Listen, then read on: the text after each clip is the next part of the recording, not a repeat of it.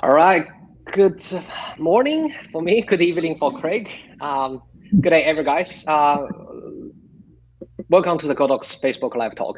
Today, I am very honored to bring Craig Daniel back. He is the PPA president of 2020 to 2021. He is the fellow American Society of Photographers and Craftsman, camera craftsman of America. He's also the master photographer. I was looking to into my sort of resume. I probably just need to work another 20 or 30 years just to be halfway where he is. And hello, Sanjay. Without any further delay, let's get started, shall we? So today, Craig is going to share with us, how to do family photography with AD300, and the way he does things is very unique. It's very painterly look. It's almost like, it's how would you define yourself? It's somewhere between photographer and a painter, or how. Yeah, Yeah. it's a little. It's what we would call mixed media. You're referring to our mixed media product, and Yeah. that started a very long time ago, where we start with photography, and then we utilize Photoshop for composition changing, and then we utilize Corel Painter to do painting on it, and then I do a lot of embellishment work on top of the product itself. And so the finished product looks very painter. That's one of the products that we offer. We certainly offer other products besides just that one painter product, but that's predominantly what we're known for, and that's predominantly what we do. But yeah, I thought maybe just this whole program would be revolved around doing family photography. And I thought I use the heck out of the AD300s, and I'm having a blast with them, and they fit really well in my arsenal of tools to be able to do the things that I do with family portraits. And so I just have like an eclectic collection here of all these different families that we did, and some of this, it's all about problem solving, isn't it, Aries? I mean, it seems like that's all we do. More than just being photographers, we're big time problem solvers, right? Yeah, exactly. Let me just switch back to the PowerPoint slides. Here we go. I think quite often nowadays, I think with the photography world, it's almost like a fashion industry, right? Every 10 or 20 years or so, different sort of genre just come back. I don't know. Natural lighting gets so popularized, Right. for last 5 years. And remember the last family photo you did, we try to mimic those highlights for your daughter. That's kind of I was like, this is kind of interesting. That's predominantly the kind of photo my father does, because my father, he's a camera. He's a professional photographer. Okay. When he was in my age, of course, Right. He's retired now. Yeah, because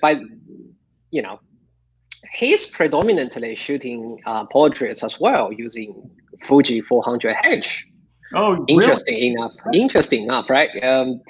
And all of a sudden, because when I look at your photo, it brings so much memory and so much touchback. It's almost like, okay, it's very retro look. So I guess with the lightings, when you create a perfect lighting, perfect environment, you can sort of mimic all sort of look. Not only people misunderstand lighting as dark, dramatic, but it's all about you, isn't it? Like you can do highlights, you can do on the natural side, you can do whatever you want. The beauty with the lighting, with artificial lighting, is not going to those artificial look, or to always go for the dramatic look. It's about you. It's about you create perfect lighting for your style, isn't it? So exactly. Yeah. When I look at your image, I think you'll notice that when we go through some of these is that I think in terms of what's the utopia of the lighting situation that I'm in? Because I can't always control exactly what the lighting situation is going to be, especially here in Florida, and exactly always the time of day. But I can imagine what it could be like, and leverage off of nature.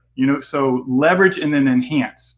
And so I don't want to fight nature, because I put a lot of nature in our portraits, because these pieces are typically large, like you kind of see on the wall here. These are normally commissioned to display very large in these beautiful homes. And so to do that, I do leverage off of scenery and the design in the scenery and the environment. So I want to try to, look at how the light's working, look where it's coming from, major directions, and trying to get backlit situations. And then maybe open sky, but not everything's perfect every time. So that's when I enhance and try to enhance that light with supplemental lighting. So I might use several lights. I might use 4 lights in a scene to make it look natural, so it doesn't look flashy, but exactly. And it's so that it can control, like you say, I can control my style with lighting. Right. So from scene to scene to scene, I still have this natural feel, this kind of natural light feel, which you might think, wow, you use natural light. Well, yes, but I enhance natural light. And if you just see the natural light test shot, which I have a few of these, in our slideshow today, you go, wow, that's not what that was. No, it was pretty dingy, dark day, but I want to be able to try to make it look like it had life to it. The scene has life to it. Sure. I think it's a great point, right? It's all about you, because it was very impressive last time. I was like, oh, okay, Greg creates multiple, totally different kind of look. There's light and airy. I'm not gonna say it's dark and moody, but it's very fine art painterly look, right? It's just impressive how you use lights. It's the tools, right? Lights is just convenience, and it's a car where you want to go Absolutely. Ahead towards to. That's totally as an individual artist. That's your decision. And right. Yeah, that's what I love about your work, and I can't wait. Okay. Wait to jump into the what are you going to show us today? Well, let's look at a couple things. I just put it out here so a lot of viewers might not know, and we already kind of covered it, is that I'm typically commissioned to do these pieces ahead of time so that we know exactly what we're dealing with, the walls that we're going to be putting the pieces on. And sometimes they're really incredibly difficult walls and niches to build this product so that it fits there. So I need to know that design sense ahead of time so that I know how large to put the people and maybe how vast the scene needs to be and how we need to do that. And so we talked a little bit about that, that I do a lot of the topical painting on it when we're finished. I do want to share the bag that I have, and this is pretty much the equipment I take with me in every session, and it's enough to do just about everything I need to do in most my normal, lighting situations. And so this is really my environmental bag that I take on location. And this also, if I need to do a studio type work, I can have this set up right here, and it's great for studio work as well.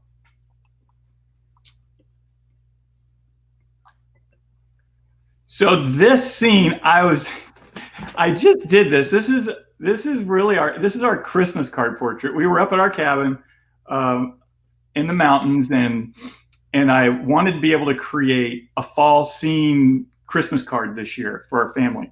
And our family is, interestingly enough, we have a brand new grandbaby here. She's on the right there, as you can see, and then on the left, that's Ashley and Ryan. And Ryan he has this big job where he's constantly on the telephone trying to take a company public, and so he was the trouble.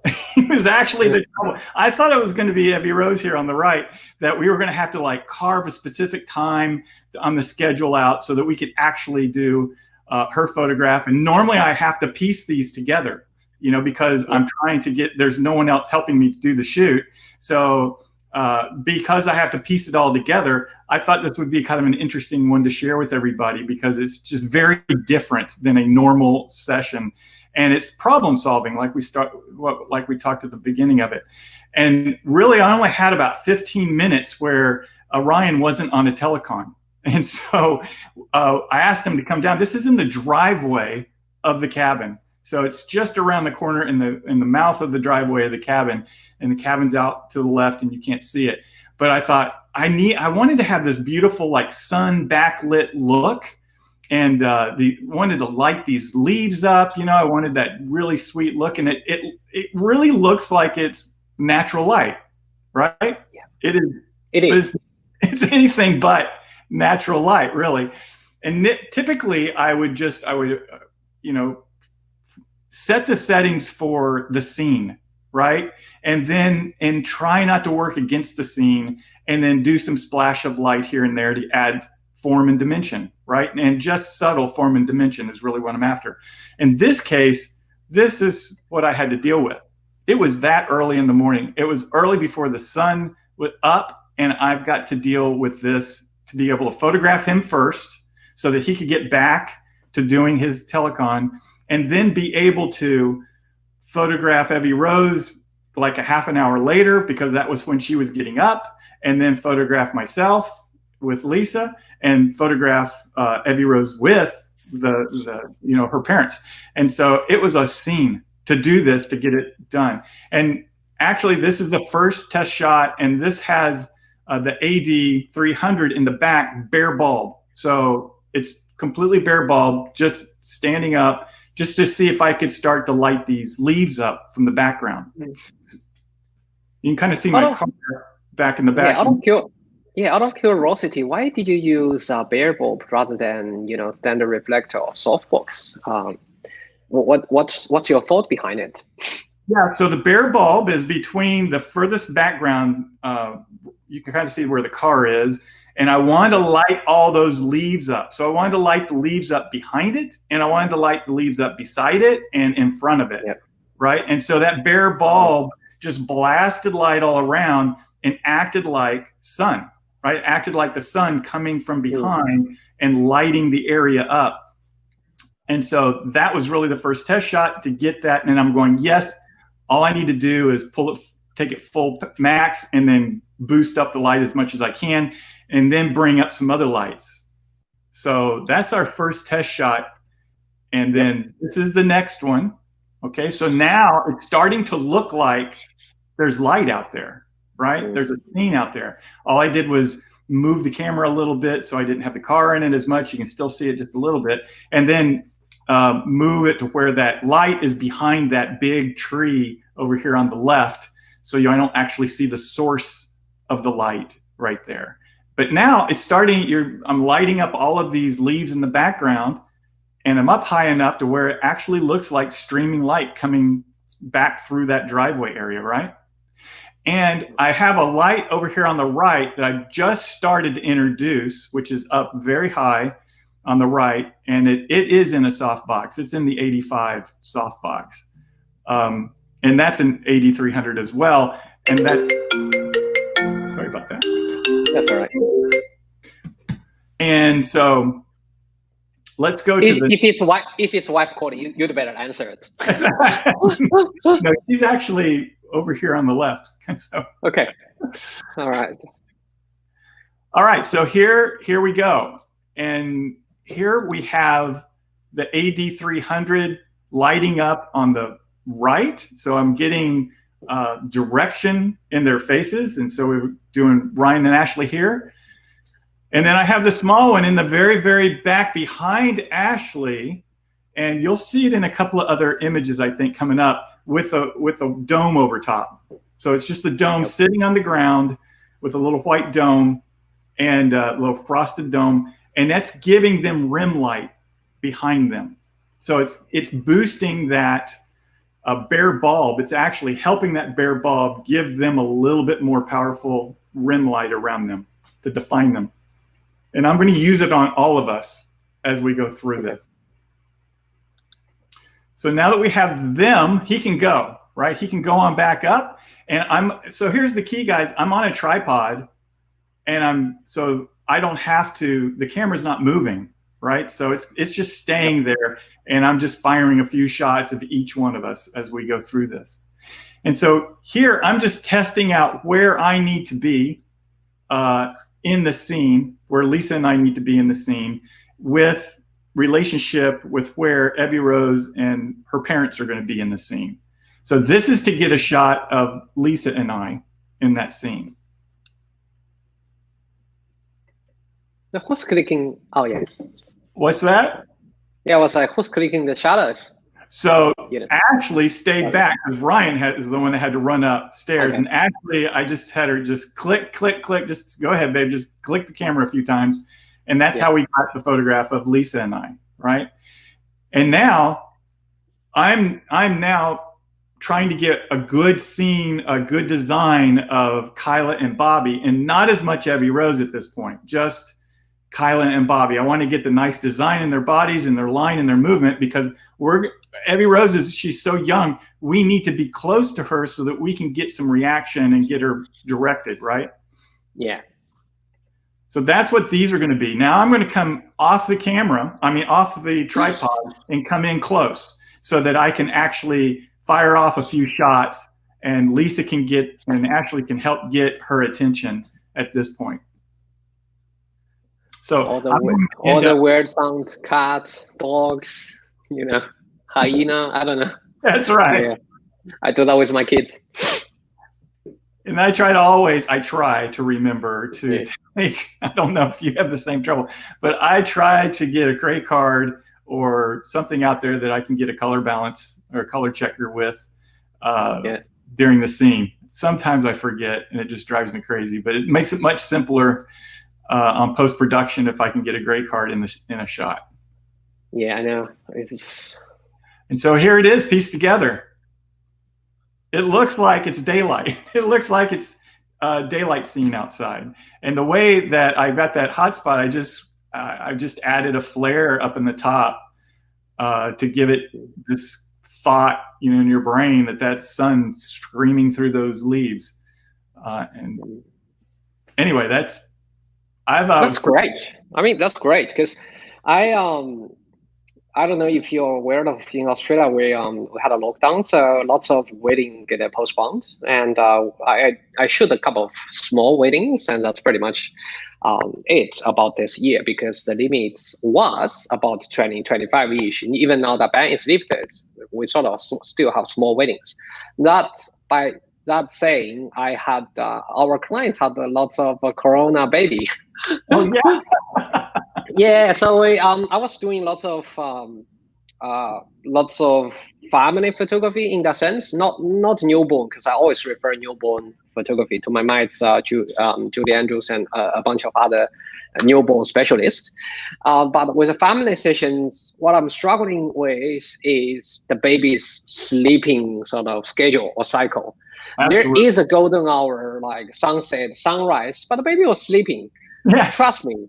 You would rather to shoot in a shitty natural light, rather than dealing with a cranky crying baby. Yeah.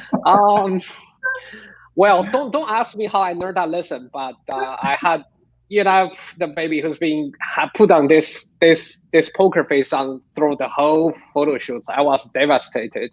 Oh yeah. And I was like, yeah, that's it. I was just gonna shoot natural lights. But this is inspiring. If you don't tell me, there is no way I could tell. This is like such a perfect natural light, isn't it?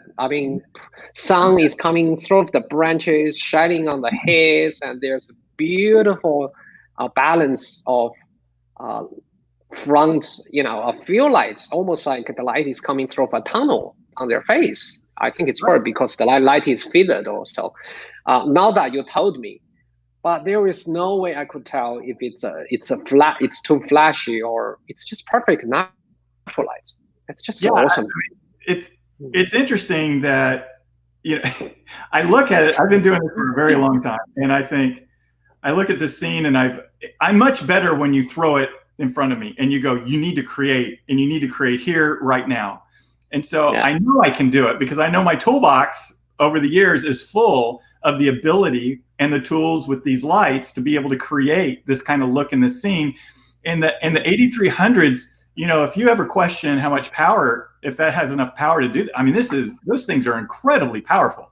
They're very small, they're compact, but they throw a big punch of light out there for you, especially when you do things like this in bare bulb. I mean, bare bulb I've used quite a number of times in this type of situation where I need to punch the light and help nature out just a little bit, you know, and what I could see in my head ahead of time, what these lights would be able to do.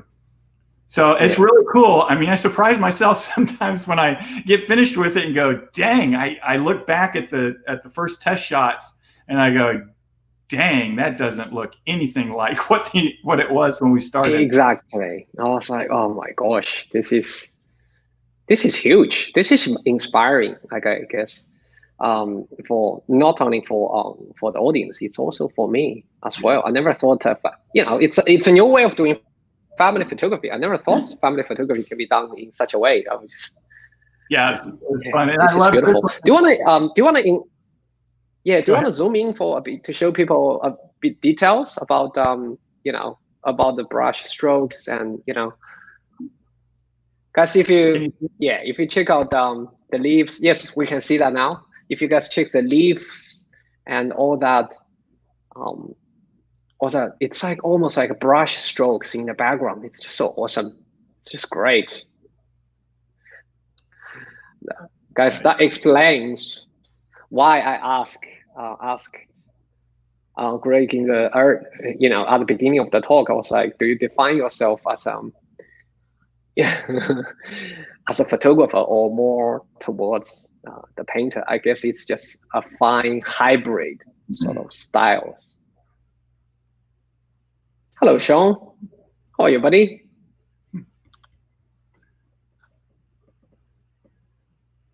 It's just gorgeous. Thank you, Greg. Okay. Yeah, that was a lot of fun. It had a lot of complexity to it, so I wanted to like open up and share with that because, I mean, that's just got so many different elements that were thrown at me that day, and to be able to create. And it was the lights, and then knowing, you know, how to use a tripod and all of those elements that you learn that you kind of tuck away and you go, wow, I need that tool during this session. To be able to solve this problem. And so this had lots of problems with it.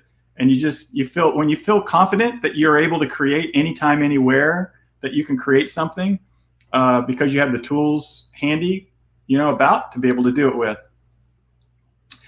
This one, so they wanted, I had another session to do with this, and so we were able to film it at the same time.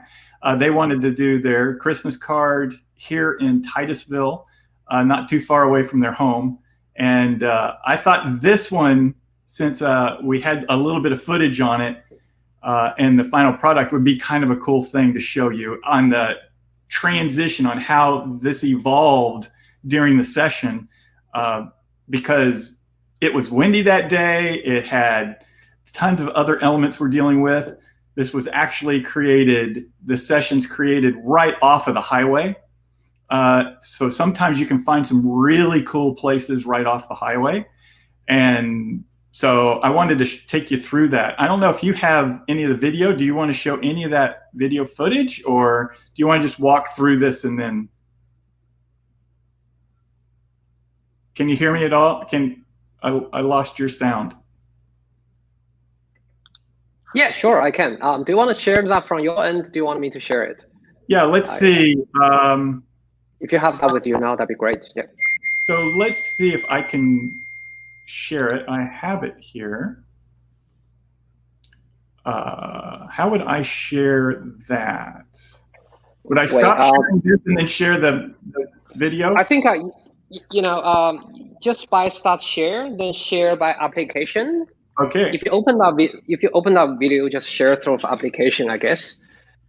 Let's try that. Application. Yeah. Here it is. I've got it. Okay. Right. Alternatively, I can. There you go. Show it. Here you go. All right. So you should be able to see that. All right. So these are the two main lights that I'm going to be working with during this session.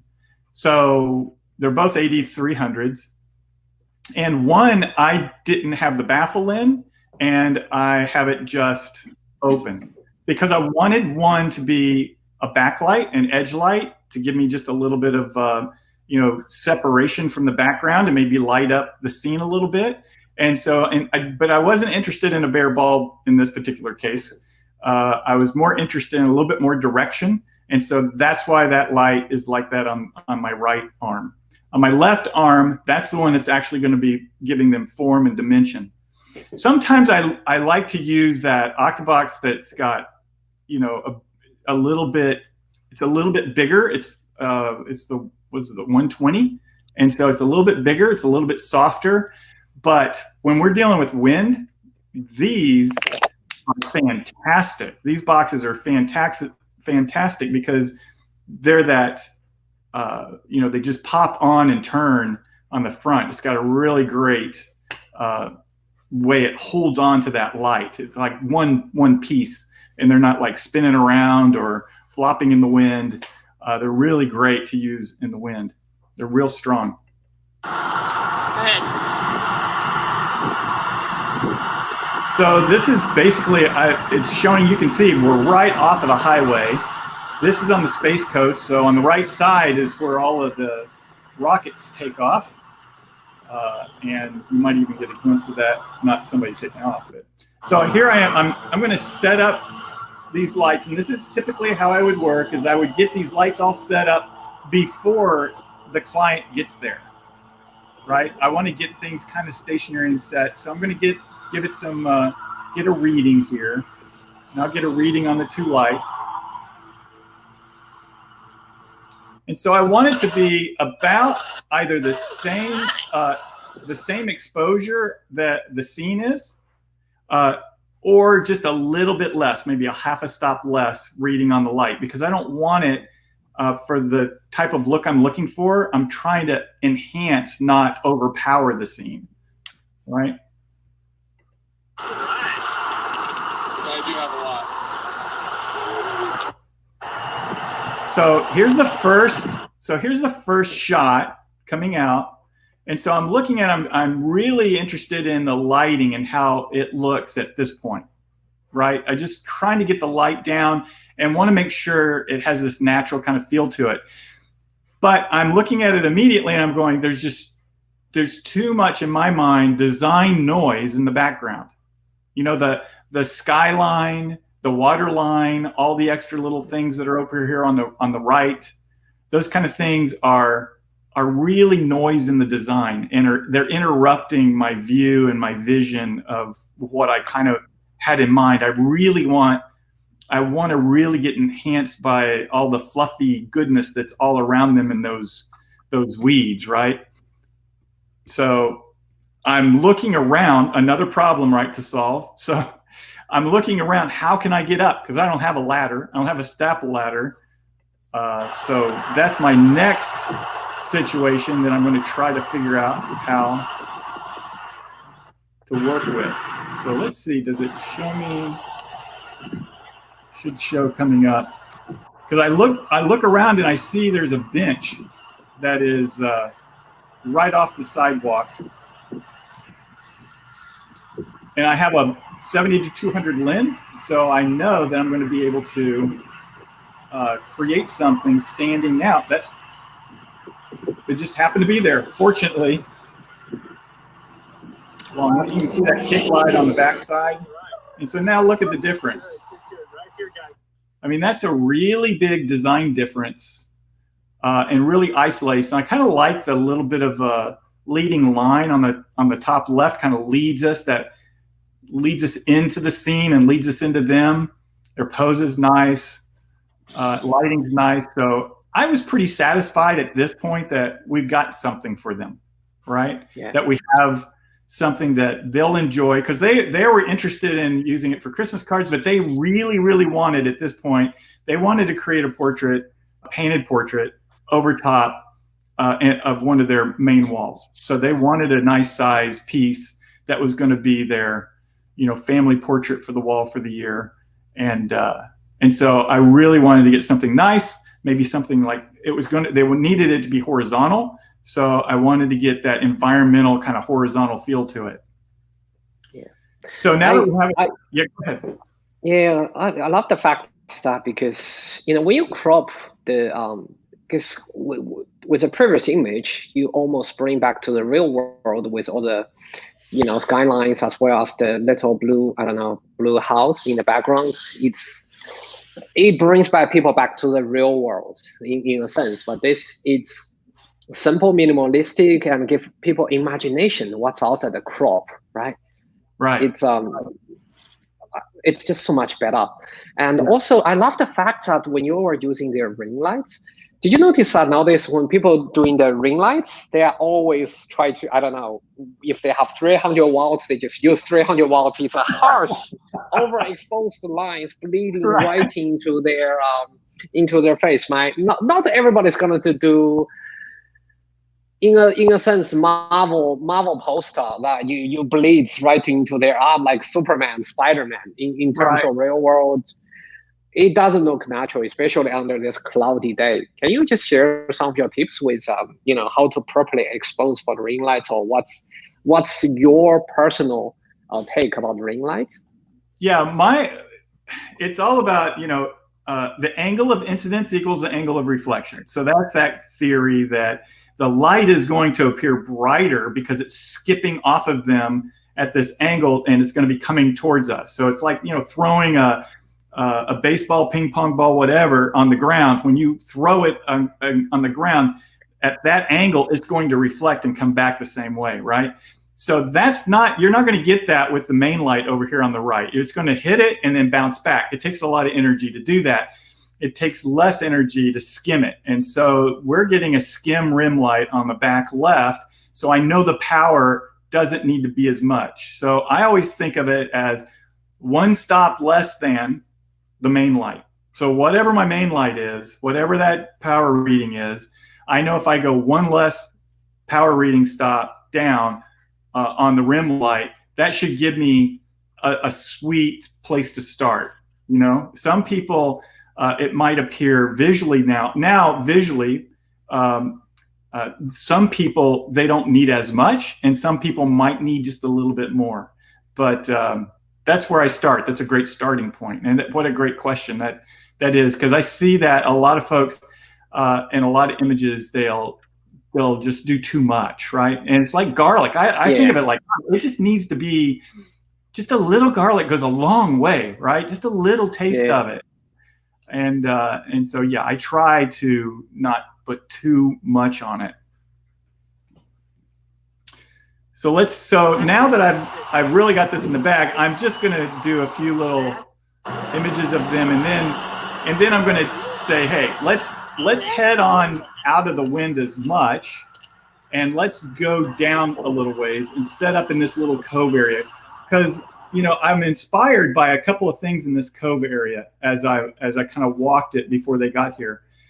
So I thought, maybe this could be a cool place, because I think in terms of what my lens might see, not what I see, right? So I'm looking for design elements based on what my lenses can see.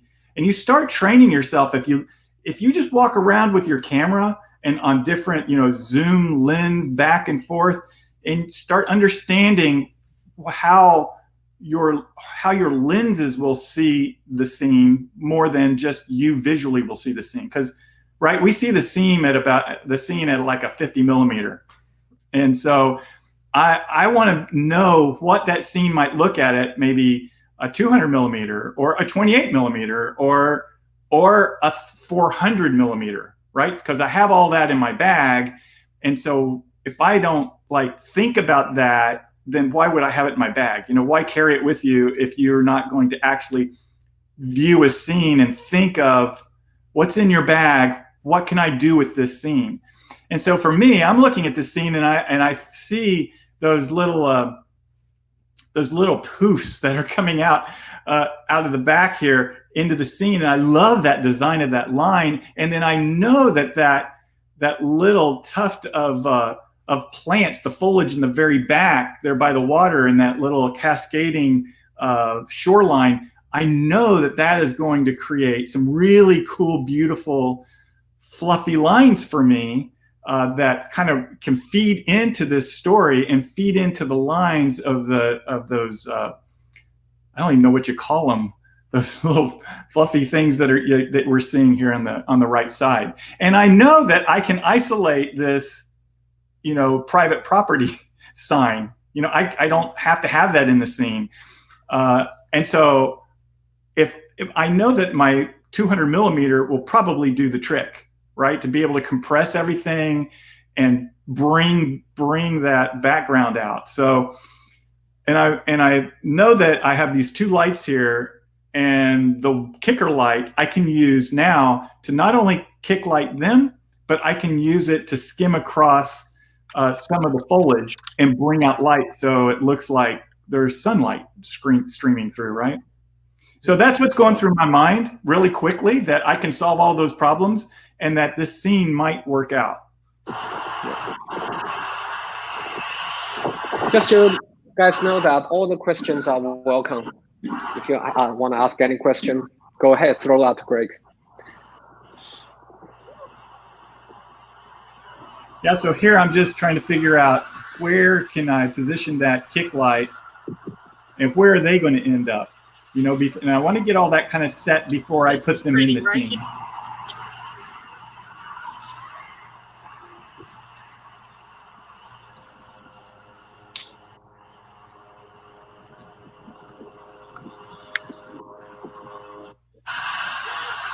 There it is, right there. Good. Yeah, so, it's interesting to me is I don't think about it much, but I think if somebody was standing next to me, they'd go, what are you going to do about this pavilion? And I'm like, I don't care about the pavilion. I'm shooting through the pavilion. It's like photographing through a car window or something, right? I'm not going to get the car in it. I'm not going to get the pavilion in it. It's in the way, but it's really not in the way. I have trained myself to kind of see through that kind of stuff. Like the pavilion would normally, as you're walking by, you'd go, well, I can't shoot there. There's a pavilion there.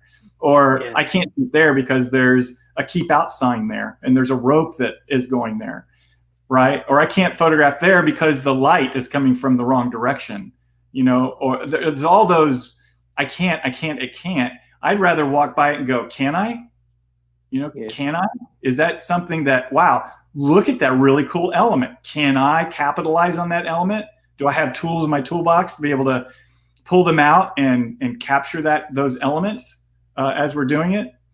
And then you have the added craziness of having a child involved in the thing, like you were saying, Aries, like, oh my gosh, what's the position that we need to use to really enhance mom and get this? That's where that came out. Beautiful. Isn't that cool? It's really cool. I also love the fact, the way you use your color palettes. He's have this green, and it's almost like complementary color palettes, right? And she's pink, and the girl's pinky. It's beautiful blending with the background. Everything just works perfect. Yeah, I just love it. I also love the way you how you do this. I don't know, the brushes and stroke. It's almost like every single piece of leaves they are moving with the wind. Sometimes with the shutters, we actually manage to freeze the moment, which is not bad in lots of cases. But this image gives me a sense of the moment, like everything's moving. It's almost like, Yeah, I love the wind. I can remember a long time ago that that David Peters, he's a really incredible photographer out of California, and I remember years ago he told me something that really resonated with me, is that use nature to work with nature. So if the wind is blowing, use it. Use the wind. Make the wind, feel the wind in the image. And I just love that. you know, that whole thought process, that don't fight it, you know, use it to your advantage. Whatever that situation is, whatever you're dealing with from a, you know, like I've seen you do some incredible rain photographs, right? Where you go, I can't, it's raining, but you get it. You can get some most incredible, I've seen you do it, Aries, that you can get some of the most incredible rain photographs, right? And so that's breaking that paradigm on, you're saying I can't, and really you can. You know, what is it if you say you can? Well, look in that toolbox, dig deep, and use those tools to be able to create something that you shouldn't be able to at the moment, right? Yeah, that reminds me of a painting of Vincent van Gogh, because you know it's very hard to tell to give the sense of feel when you look at digital image, but you look at the real painting with all the strokes going up. There's a guy, I can't remember the name, holding an umbrella, moving against the wind. You can almost see the wind is blowing the tree leaves, and you can almost see the heat in the middle of summer with a painting. And this image is incredible. I was like, I can feel, you know, with winds blowing her hair and all the leaves is, you know, its movement in the background. It doesn't matter if it's post-production or it's actually the moments, because it's you as an individual artist. That's your vision, isn't it? So yes, love your work. Thank you. I love every single element of it. I mean, yeah. Especially after seeing the behind the scene, you know, like no one has excuse not to create something, you know, incredible out of ordinary. To be honest, yeah. Yeah, I'm hoping that that's what folks can take away from it. You know, take away from this, that it's right there in front of you. You know, it's right there in front of you. There's an incredible artist years ago, True Red is his name, and I mean, one of the lessons that we did, I can remember taking his creative class, and one of the lessons was to stand in a particular place. They would put you in a particular place out in nature, and you stand and you have to create 10 different designed images without moving. You can move your body, but you couldn't move your feet. And you have to be able to create 10 totally different images with design in them from the nature that was around you, just around you. And what an incredible lesson that is, because it's all there. It's there. It's all over the place if you are willing to open your mind up and see it, you know, which is really cool. That was pretty deep, wasn't it? It's late. That was really deep. It almost reminds me of photo work I had at WPPI, you know, a couple of years back.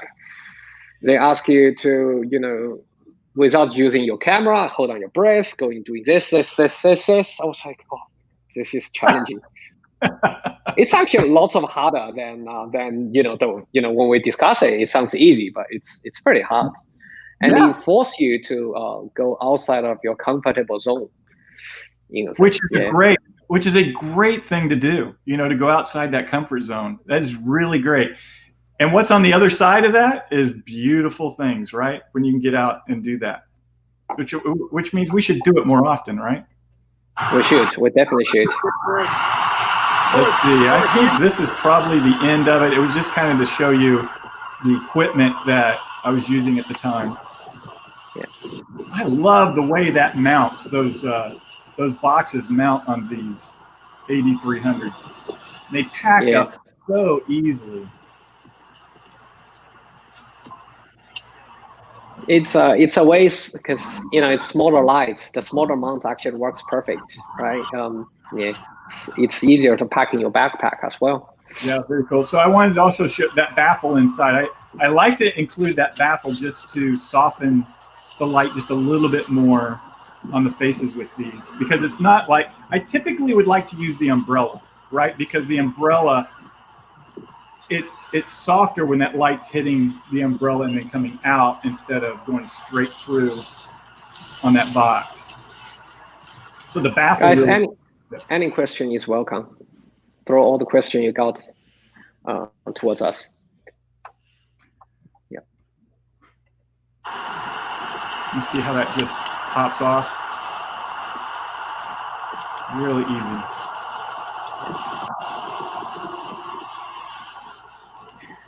Okay. So let's. I think that's a beauty of AD300, isn't it? It's a much smaller light. People think it's people with its size, the power is incredible. It's 300 watts, and yeah, it's fantastic. Let's see. Okay, so here are a few of the shots from that. So that's the second one. And now these are right out of the camera, guys. These are not worked on at all.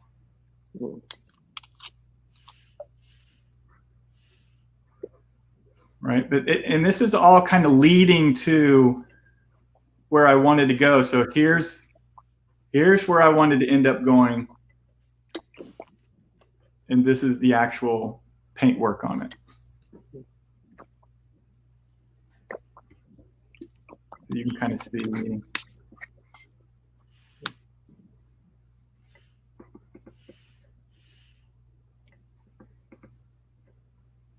Yeah, I love the brushes. Isn't that pretty? Mm. So this one has a lot more brush work on it. Actually, the first one that we showed you, the family, has more brush work on it. This has larger brush work on it. Shorter sort of stroke. Right. Yeah. Yeah. Oh. So there we go. All right, so let's go to this next one. So this is in the back of our Titusville studio, and there are times a day that it's just pretty dull looking. You know, it looks like you're photographing in the forest, and the light is just really not there. The natural light, there's not enough of it. There's not a lot of open sky coming in, and so in this particular on this particular session, we had to do it at that particular time of day when it was just not really good lighting situation. And so I just wanted to take you through this little session, because this is where we're using the bare bulb again to light up back in the back. So you can kind of just see just one light, just that AD300 bare bulb on the left side, very similar to what we showed you with the family portrait at the very beginning, to light that up. And just that one light, look at how that added just the dimension, gave us three-dimensional feel throughout the scene, just adding that one light. So there, you know, this is Lisa, my wife. We're testing out the light because I want to try to get everything set before our subject gets there. And so we have an AD300 in a box on the right side. So we're going to be able to pop those lights on. With the backlight is a bare bulb? Was a bare bulb? That's a bare bulb in the back. Yeah. Right. Oh, works like a charm. Look at the lights. Isn't that nuts? Yeah. This is crazy. Yeah. This is a new heights of mimic the natural sound. It looks very natural. Bare bulb. Yeah. It looks very natural, but it looks like that light is just streaming in. You know, exactly. from the top. And how come it's patches of light? Oh. It's just because those leaves are stretching out a little bit further, and they're a little bit closer and catching most of that light that's streaming through. Yeah. It's just the way it looks. This is crazy. Isn't that little? I mean, it's a great leading line to bring you on into that little character. And boy, he was a bundle. I mean, just running around. So we wanted to create a scene that was enough so he could play, right? And we could have a conversation with him and get him just to play, and then bam, bam, bam, take a bunch. And which is great too, because with the strobe lights, of course, I can go with a little higher shutter speed, and so he can move and it not be too much of a problem, not too much of an issue. Then if I was having to go really low or have to jack up my ISO really high and lose the quality, and because we do such large pieces, I really need that fidelity. I need that, you know, tight ISO, the lower ISO, so I can get a nice, less noise on the image, right? So that's the same place, just bringing them forward a little bit. We have a little bench in there, and you can see where we were is just behind him, which is out of focus a little bit. But yeah, that's that kick light. That's just that bare bulb in the light in the back, getting us all that dimensional light, all that splash of light that looks like sunlight coming in. And then we have the AD300 on the left in this case, in a box. So it's very natural looking, isn't it? I mean, it is great. Yeah, yeah, it looks great. And then we have a little foreground here to give us some dimension to read through the scene. But my favorite is this. Is this two light set up as well? Yeah. Like a natural light? Yeah. Yes. Yeah. Looks like a charm. Yeah, isn't that crazy? But now I'm seeing we're getting a little bit of sunlight from the very back because I'm turned to the left a little bit. So I'm enhancing that sunlight coming through. So I'm working with nature on this, and but all of that beautiful highlighting is coming from that bare bulb. Isn't that cool? That's really cool. Did you, out of curiosity, did you use any color gel or not at all? Did I use a gel? Yeah. On this particular like one, CPO. I might have used a gel on this one. I need to look at the video. If we're going to run that video and see, I might have. So occasionally I'll take a piece of that gel and I will tape it on a bare bulb. I'll just, tape over it. And I always carry a piece of that with me. And so I can just put it over top of the light. I also have it in the kit. And I have it, a kit that when I'm not using a bare bulb, it's in the kit where I can just put it on the front of it. But yeah, I think it's just a beautiful light. That's really cool. Yeah. So let's take a look at, let's see here. How did you make that little young man stand right there without? Well, that's Lisa. That's Lisa's doing. Okay. It's like here's your $10 of your PlayStation money, and just stay there, don't move for next 10 minutes. Yeah, Lisa's really good at that. Okay, so here I am setting up the lights for that shoot behind the studio with that little boy. Yeah, and so I'm showing you here. I keep them on different channels, A, B, and C, so that I can control them individually.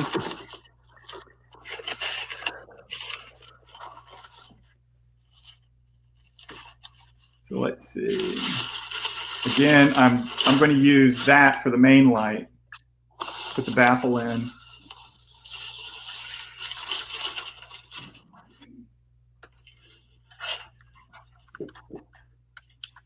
Let's see.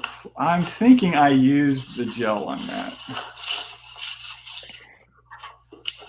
Yep, I did. Yeah, so I'll just get a couple of pieces of tape.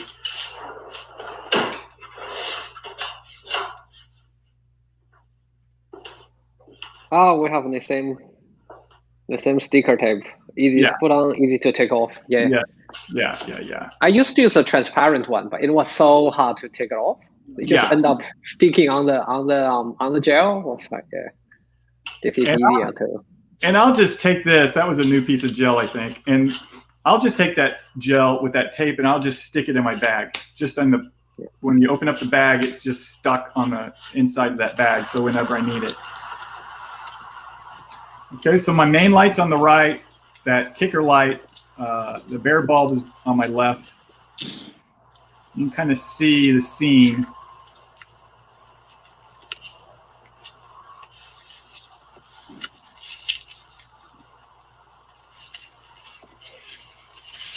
Yeah, you see the bare bulb is up on the left there.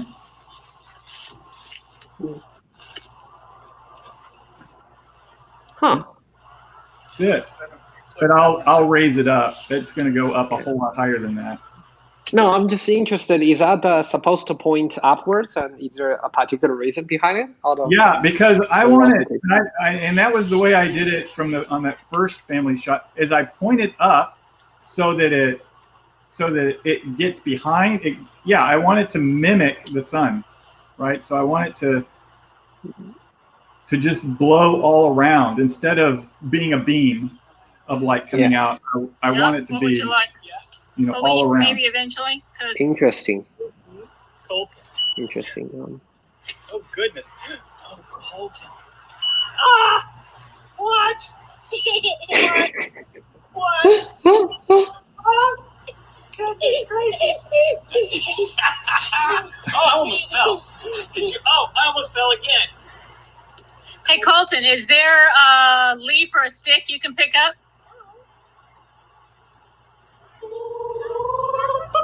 Uh-oh, what's on Uncle Greg's head? Oh my God. Yeah. This is so much fun. What? What? What is so funny? You giggle box? Oh, you fell. Yeah. Oh, what's so funny, giggle box? Okay. Fun stuff. Such a fun stuff. Yeah. I also love the way you connecting with the little young man down there. Yeah. So when you point the light bulb upwards, like what I saw earlier, the light was still coming down, right? It's almost like 360 degrees. Yeah, it is. Yeah, well, I do have it pointed a little bit, just tilted just a little bit towards the subject. Not much, but just a little bit. Mm-hmm. What if we point the bulb right towards the subject directly? What would happen? I think what would happen is anything that you would like lit up behind it is not going to be as strong. And remember, it would be a sun coming through. It would be stronger from back to front, right? So it would be stronger. So what you don't want to do in the scene is have dark, and then it gets really bright, and then it starts getting a little less. So makes sense. I want to feel that light all the way strong coming all the way through. So that's why I point it more up, because it's going to come out of the sides and on the top. All right, so here is in the same area, same place. Let's see what I did with this one. So you can see it's really dull, right? It's a really dull scene, but with the same set of tools that we're going to work with here. In this case, I'm going to set up a light on the left like we had, and this one is coming from the right. So you can see how it's giving us that rim on the right side. So in this case, I'm using the 3 lights, 2 bare bulbs in the back, and then the main light, right? So I want this one a little bit stronger on the right side, and it has a gel on it, and I've helped it out a little bit in post-production to give it a little bit more kind of a sunlight feel to it, right? So you can kind of see that light. Now the light's pretty strong, a little bit stronger than I normally would like on a kick light here. But it's a pretty strong, I wanted it to feel like that light was contributing like it was daylight, right? But I wanted controlled, I wanted to control the modeling on their faces.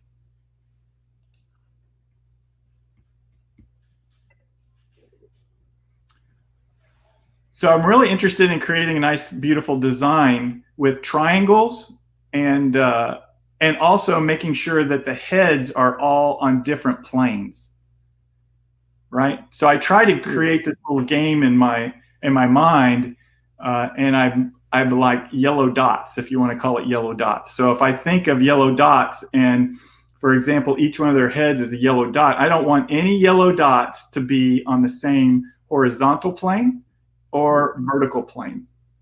So I'm trying to get this little bit of a movement of maybe up and down and create little triangles. So there's a lot of triangles and there's a lot of ovals and circles in a design like this. And then I get this diagonal of the whole family scene. If you look at it and see this diagonal that runs through, that creates motion. And that actually the steps are using that motion as well.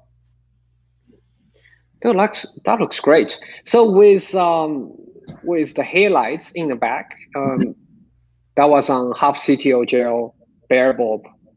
Again? Right. Yes. Right. Okay.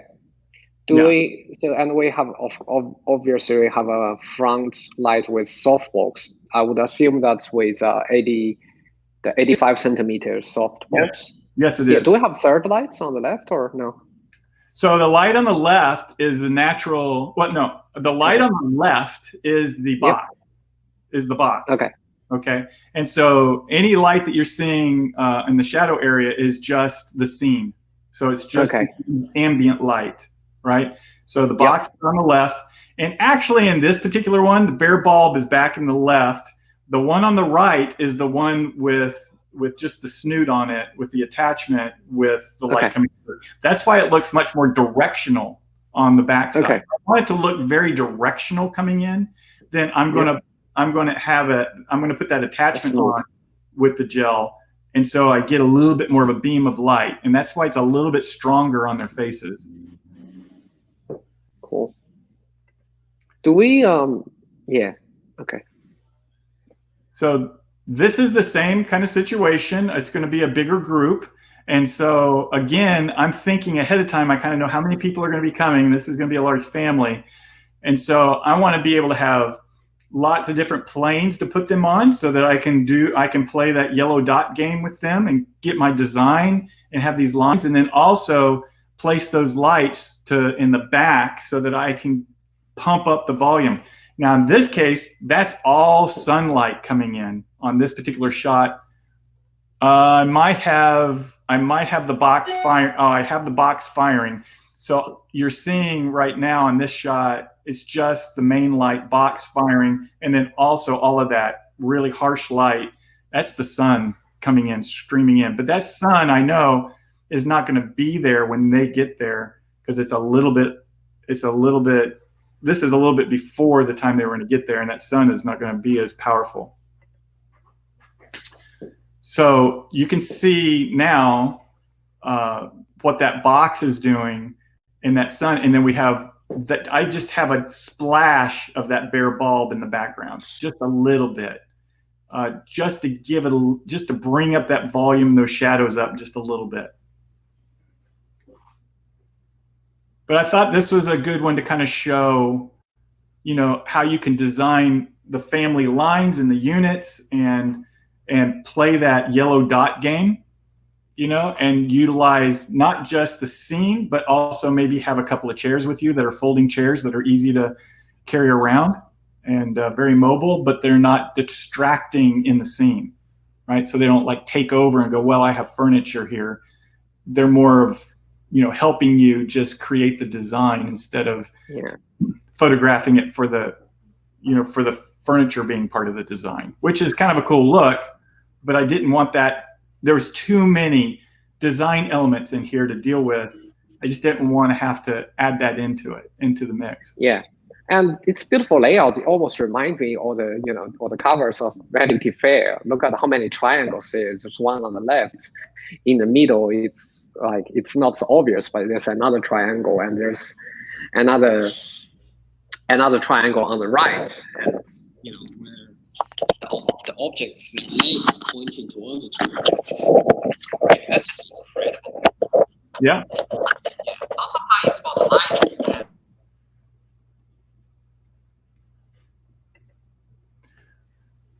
Okay, so here's another scene. It was getting kind of chilly. I know it's kind of hard to say in Florida, but it was getting a little chilly for us.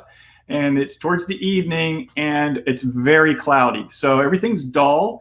The water's going to be dull because there's just not that beautiful light that's skimming across it, and just the whole scene has this really kind of muddy feel to it.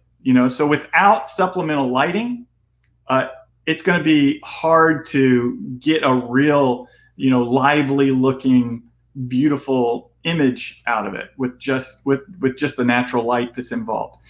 Also, I'm dealing with a road that's up here on the right, but they were really, this family was really interested in this tree. That's a very old tree that is kind of a landmark on this particular road in this particular area, and this is in front of their house. So their house is on the right across the street, and this is their boathouse in the back.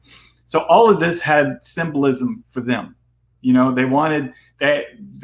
moved in about 2 years ago, and they wanted to create some symbolism, or I wanted to help them create the symbolism that would mean something really great for them to be able to create a piece that was tall and a little bit taller and narrow to go on this beautiful wall in their home, in their gorgeous home here. So that's what we did here, but I knew I was going to need some lighting, right? So here's the initial kind of setup, and you can see that bare bulb on the back right. Okay, I picked this image because it was one of the outtakes. As I'm setting up, I'm just getting things firing, and I know that right now I'm seeing the scene, and I see that the main light, because I didn't meter it here, it was just I'm dealing with rocks, so I'm not running back and forth, right, to try to meter it and all that. So I'm going to visually do this in the camera as I'm setting things up, because I can, fortunately, with my transmitter, I can control these lights from afar, which is great now that I'm able to do that. And so I know that I'm just overpowering the scene with my main light, and Lisa's holding that on with a mono stand. I might have a picture of her doing that. I think I do in this scene where she's holding that main light, and I can ask her to feather it and things like that, but it's just too much power coming out of there right now. And so I know I'm going to need to power that down. I need to power the kicker light in the back down a little bit to get everything married back up within the scene. Oh, there she is. So that's typically how we're going to work a situation like this. I love it when she's holding that light, when there's not real small children and she can hold that light. And because I can ask her to like feather it to the left a little bit, or, feather it up so I don't get the ground so much, it's really wonderful when I can operate like this. It's really great to be able to move around, but I still will control these lights with the transmitter, which is kind of cool. So here's what it looks like.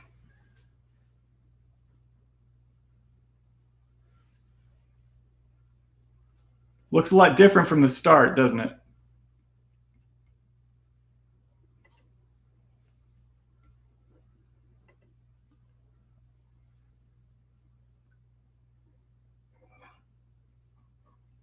So we're getting help with the natural light. I can't hear you, Aries. Are you able to, is your mic on?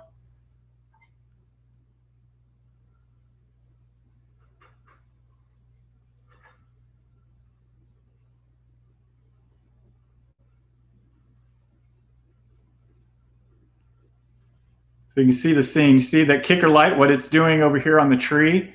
That all would not be lit up without that kicker light. We wouldn't get this real snappy feel to it. Can you hear me now? Yes.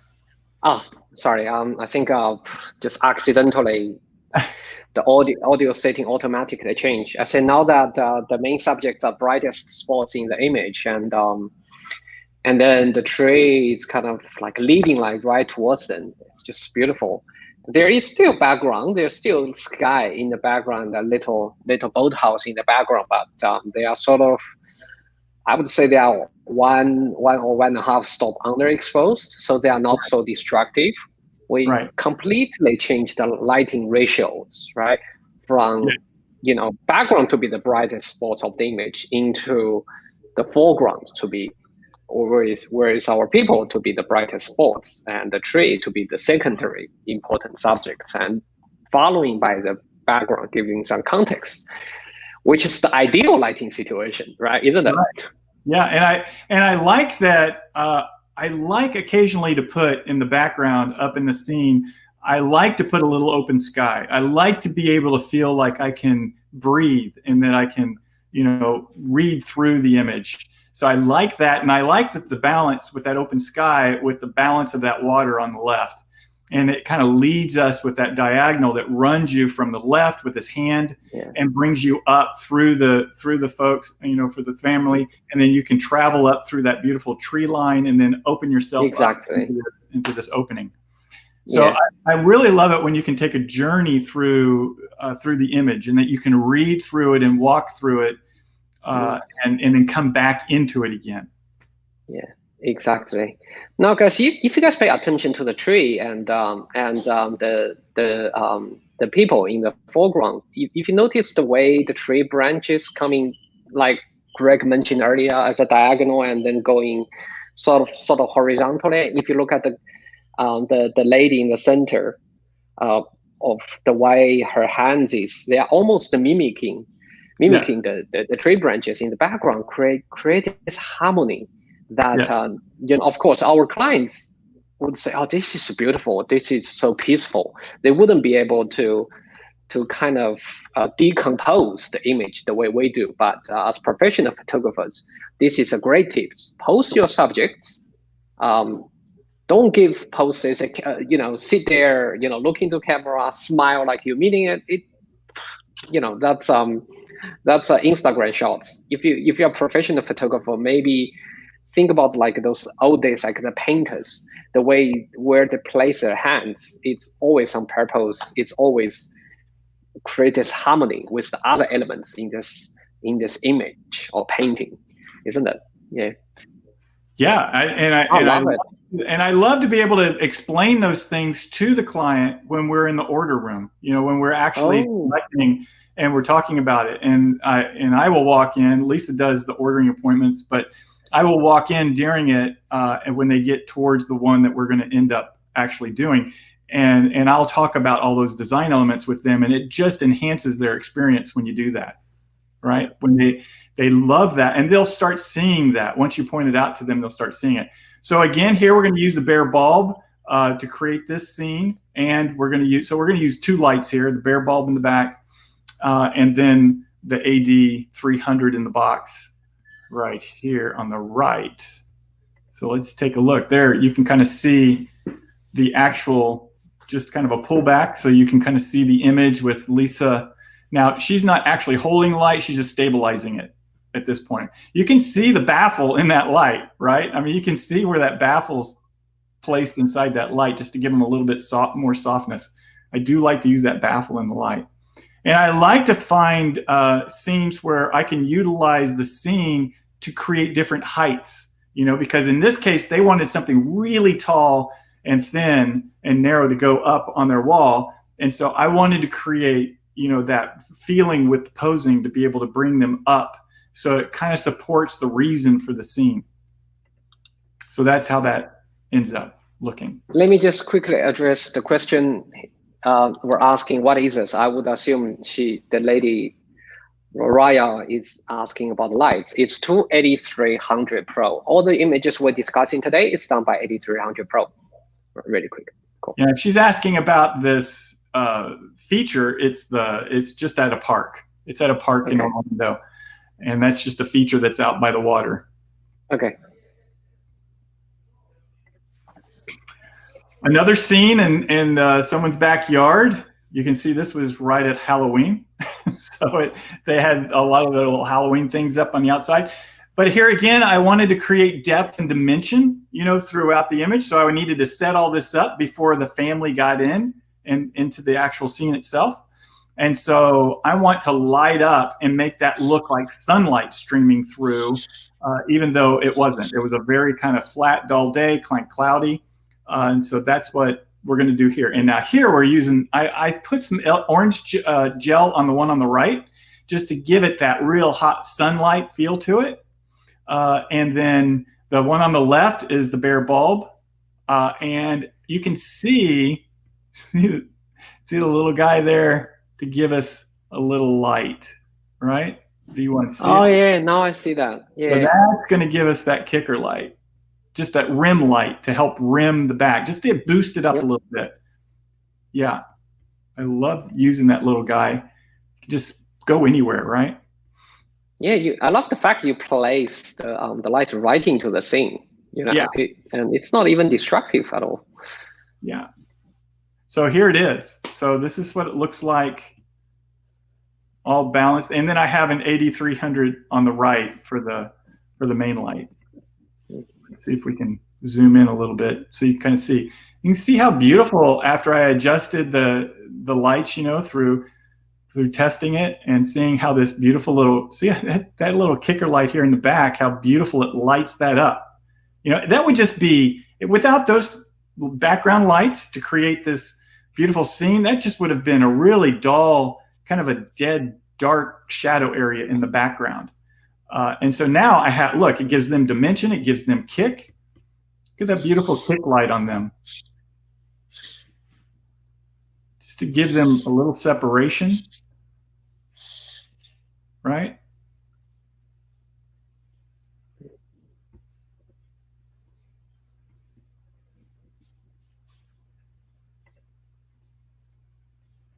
Very cool. So let's go here. Now here's another situation. So this kind of theory is, if you want to include like a building or an object or a scene, you know, often it's get away from it. You know, often you'll see like, oh, I see a beautiful tree. I'm going to go put my subject up against the tree. And all of a sudden you've lost the beauty of the tree, right? The design of the thing that you want to see, you need to get away from it so that you can actually see it. Like, you want to get a photograph in front of a lighthouse, you need to be a long way. The lighthouse needs to be a long way away from you to add it into the scene if you want to know it's a lighthouse, right? And so in this case, they had just built this home, and we just did this portrait for them for their above their mantle, and we just did this a few weeks ago for them, and they had this long driveway, and I thought, you know, I want to showcase that and showcase these beautiful oaks, and that kind of lean over and kind of give them this nurturing feel of a family, right? So this is me doing the testing. I'm going to have an AD300 bare bulb on the left back, so I can light up some of those leaves in that beautiful oak tree, and maybe give them a little bit of a kick light. Have the V1 behind them on the ground, and then have the AD300 in a box on the left side. Guys, this is the same setup on almost all of these, right? It's just a little tweaking here or there, but it's the same concept. And that's why I put these together, because I just thought this would be kind of a cool thing for you to see. So this is what it looks like. But look at how, I mean, this is going to look beautiful when I finish it out to go over their mantle. But you can see this, it features this beautiful tree that's up here. And it gives us a hint of their home, but it's not too much of it, right? And it separates them from the scene itself. And I just love how it leads you in and kind of invites you into them and what's important for them. You know, what's important is in that back, their family unit, in their home that they're so proud of. And it's a beautiful piece. Hi, Greg. If I may interrupt, John is asking, what size of softbox are you using? Are you using the 85? 85 centimeters. Cool. Right. Mm-hmm. Yep.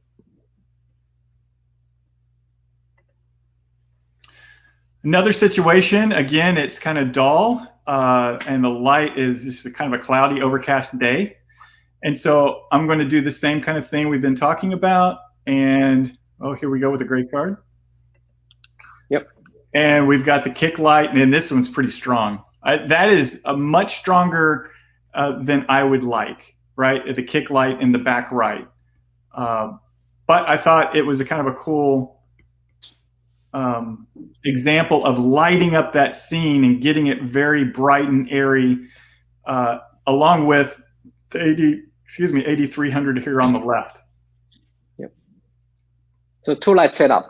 2 light setup on this one. Cool. Back, Yeah. kick light, and then here, right behind this big kind of tree here, I've got that box on them. This one, I got it. We just did this one the other day, and I got it all set up. And this tanker comes by and parks right there, you know. So I get all the lights set up. It's very cold that day, and windy, and all the beach is right behind me. But we want this scene in here to be able to photograph this family. But that darn trucker comes in, crazy. So here I do the lighting. So, but this gives you kind of a nice feel. We don't want to fight the wind in this case. The wind was coming off of the beach. It was just so cold with the wind, and they weren't dressed for it. We weren't dressed for it. But you can kind of see the kick light, the bare, in this case, I don't think I used a bare bulb. This was without the bare bulb, just straight pointing it at them from the back left, coming through the trees, and giving us that dimension on their hair, right? But I do love the wind here. I love the way that wind feels. Yeah. How do you decide when to use bare bulb, when to point the light direct towards your subject? Well, in this case, the bare bulb wouldn't have helped any more than just the direct light, because there's not any foliage other than, you know, if right now, I'm not going to light those buildings in the back. They're too far away, right? That's not foliage. So if that was really foliage, then maybe I would have had the bare bulb light up the foliage. But in this case, that's not. The only foliage I'm having to kind of light up is this tree here and maybe this area right in here. And so it was just good enough not to use the bare bulb and spare the energy, be able to put the light back further and then point it at the subject from the back. Another case where the inspiration was this palm tree, and using the light here on the left.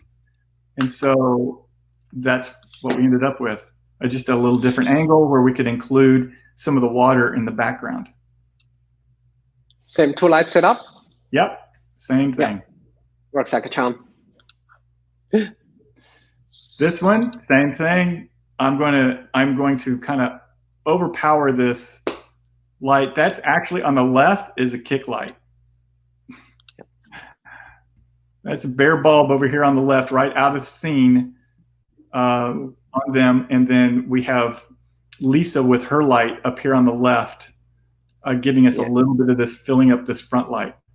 Yeah. And that's out of curiosity, because what's that? Out of curiosity, because I already see the sun. Actually, there is a sun. Why would you want to enhance the sun with an extra bare bulb?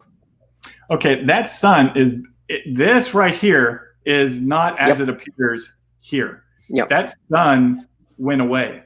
This light went away from the sun. Yeah, and so that's not really sun. Those flares are flares I put in. Yeah. Okay, so it's to mimic that. Because if that was really sun, like it was back here, look at how these are all really lit up here in the very, very back, right? And how that's blown out right here, right? So now look at it. It's not, right? So that sun went away. So the light you're seeing now is from that bare bulb. But but remember, I looked at it and I thought, well, this is a beautiful area. I love the light that's streaming in. Well, the light went away. Well, I have light. I'll pull it out of my bag and create the light, right? So it just kind of helped and emulated and boost what was there.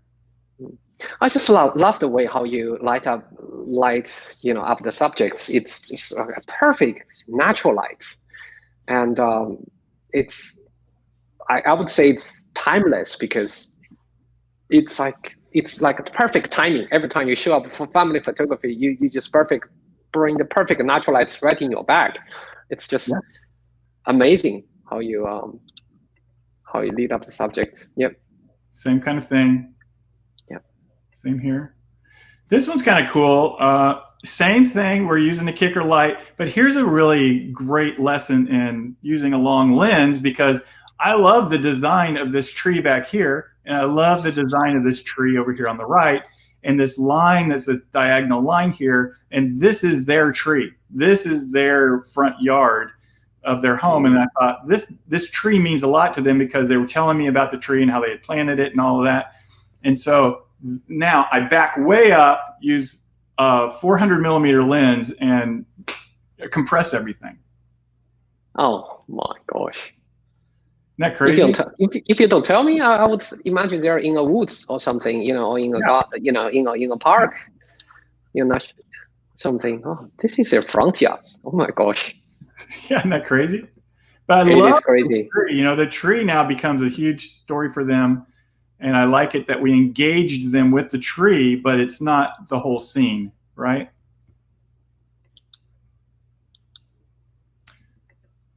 Then again, with just how dull the day could be, and then just give it a little. This is one light, right? One light. Yep. Again, this one I wanted to show you because it has, the little V1 in the back, just to bring up that light behind them and bring up the canopy that's inside, to kind of bring it up with volume on the outside. Okay. The difference, kind of how dull it is, and then how much that. So it's just one V1. One V1 and then one AD300 on the right. Okay. To give them a little bit of modeling. Where did you use V1? On camera or? Where? This one? No, it's in behind them. So it's behind them. Behind them. Yeah, okay. Let's see. So right there, put it behind them. It lights up. See how it lights up inside? So it's lighting, lighting it all up behind them. Okay.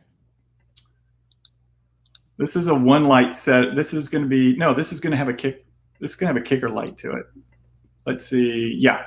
So here she is with that light, the AD300 in here in an umbrella, and then there's a kick light which you don't see, which is like right behind her, that is giving us a kick light.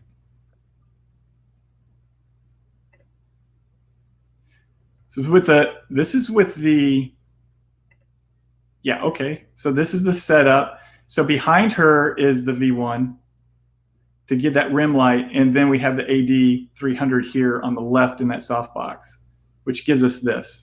So that V1 is lighting up the background, with the bulb, with the frost on it, and then also giving them a rim light. Yeah. So it kind of acts like a bare bulb in a way, right? When you add that little dome on the top of it. When you say the frost, it's referring to the AKR1 sort of dome or the diffuser? So it's the dome. And that dome. Okay. It comes in the kit. It's that frosted dome. Yeah. It acts like a bare bulb, right? Yeah. It turns that little V1 into basically a bare bulb. But cool. Yeah, I love use that. It's just so easy to use, and it's magnetic. Mm-hmm. Now this is just one light. Lisa's holding it over here on the left, walking with them, which is great. So she's got that light just walking along the water with them, and over here she's got it on the left. You can see her here. Now this is kind of cool because this is just a setup originally. Light's a little harsh at this moment. I'm going to power it down. We're going to use it for the whole family, and use the objects in the scene to be able to pose them with, right? So I'm going to, instead of just clumping them together, I'm going to utilize the scene to incorporate it to make it much bigger, so the design is much bigger. Beautiful kick light in the back, and then same. I wanted to show you this one because it had the same thing here, where we have trouble quite often, where it's just really dull in the background if we're incorporating something like this that has a canopy. And so I could have used a bare bulb back in here, but it's so easy in that area. You don't need a whole lot of power. So it's the V1s. I mean, it's just a V1 with a little bulb in the back and just kind of light it up. Yeah. So you just drop it back. Oh, now I see it. You see it now? Yeah, because if you don't tell me and you don't give me before and after, I wouldn't, because I would think it's natural, because the way you use light is so subtle and so natural. There's no way to oh, this is awesome. This is great stuff. Isn't that cool? So it gives us That's just a really little cool. Yeah. Yeah, it gives us a little three-dimensional feel of the light here. Yeah. And it lights up that background. Look at how that lights that all up. Yeah, all the details. Yeah. Cool. So see, we went from here to here. Yeah. So two light setup, right? Two light setup. Two light setup. This is the last one we have here, and I was doing these, and we were finished with the family portrait. We had designed the family portrait in a whole different other area. This was at the very last. You can see the sun's setting right now, and so I was just doing some fun things with the kids, and the mother is talking to us. It was a house they just built on this river, and she was talking to us about this tree and how they were talking about tearing it down and taking it down when they built the house. But she just loved the tree. The husband didn't love it as much, I don't think, but she did. And I thought, well, let's just finish up with one more family portrait by this tree, incorporate this tree, right? And so, I talked about how you want to get away from the thing that you want to photograph or that you want to emulate.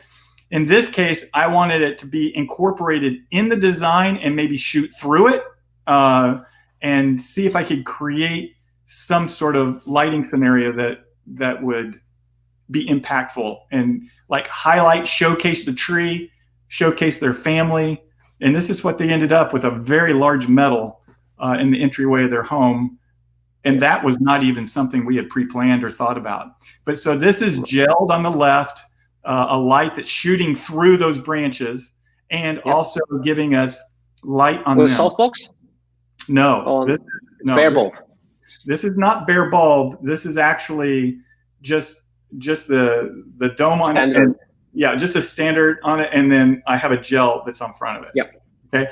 And so that's giving us that warm light to mimic that setting sun that's on the right and giving us that light, that warm light that's on the dock and on the rocks and giving us a matching kind of warm light on them.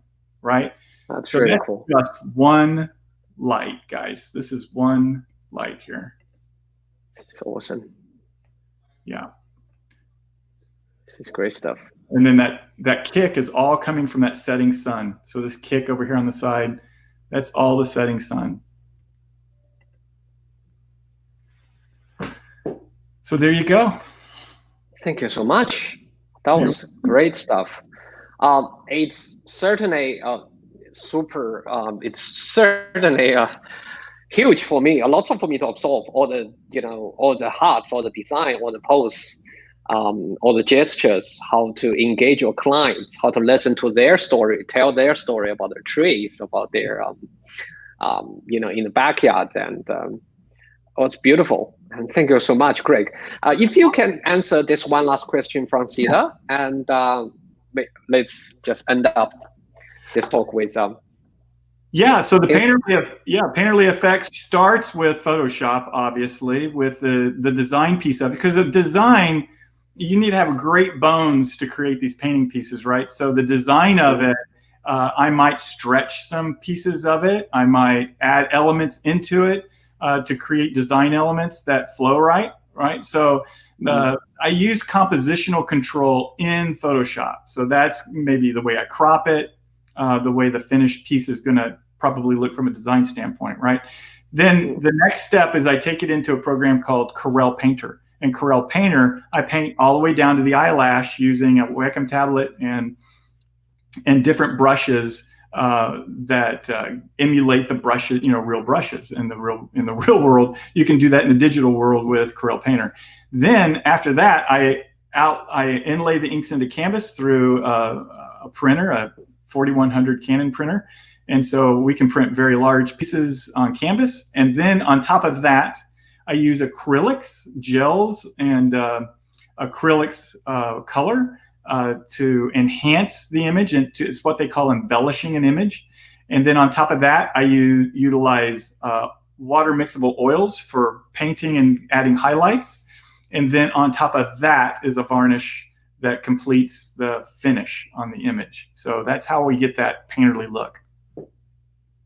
Thank you so much, Craig. That was a lot to absorb, all the way from lighting, posing, storytelling, and even printing the design, custom design towards your clients, and all that post-production details. Thank you so much for your time, and I hope everybody enjoys this talk as much as I do. And bye for now, and I'll chat with all of you later. All right, bye. Thank you. Bye. Bye.